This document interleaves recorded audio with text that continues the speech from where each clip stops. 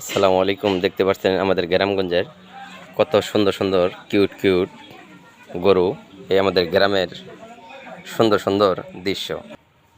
আমাদের গ্রামগঞ্জে গরু যে খেরগুলা খায়, এই খেরগুলা আমাদের গ্রামগঞ্জে এরকম রাস্তার পাশে পাশে এরকম কলার ছড়িয়ে হয়ে থাকে।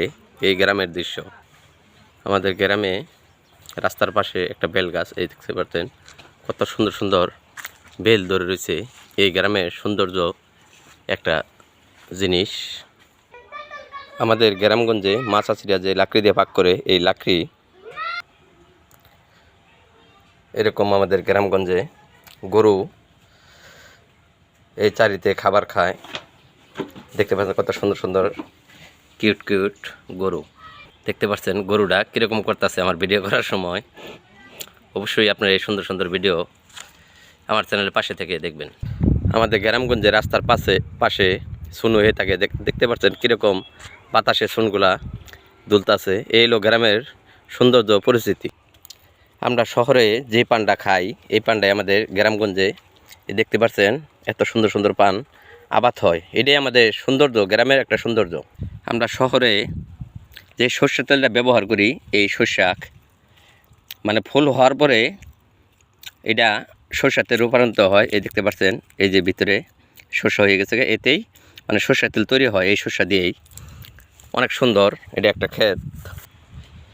আমরা শহরে যেই মাছগুলা খাই, এই আমাদের গ্রাম তো নেই, বেশিরভাগ এইসব পুকুর টেনে মাছগুলা আবাদ করে ঢাকা চলে যায়।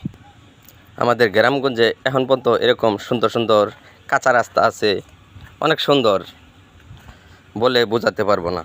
এই গ্রামের এই পরিস্থিতি। আমাদের গ্রামগঞ্জের লোকেরা এভাবেই খেতে খামারে বিভিন্ন জায়গায় পানি ব্যবহার করে, এই মোটরের মাধ্যমে। আমাদের গ্রামে কুকুরে এভাবে কোন ফার্ম তনে জানি মুরগির বাচ্চা চুরি করে নিয়ে এসেছে। ওই দেখতে পাচ্ছে দৌড় দিয়েছে। সব মিলে আমাদের গ্রামগঞ্জের লোকেরা এভাবে দোকানে বসে বসে চা খায় আর টিভি দেখে। এরকম সুন্দর সুন্দর ভিডিও পেতে অবশ্যই আমার চ্যানেলকে সবসময় সাবস্ক্রাইব করে রাখবেন। এরকম সুন্দর সুন্দর গ্রামের ভিডিও পেতে ধন্যবাদ।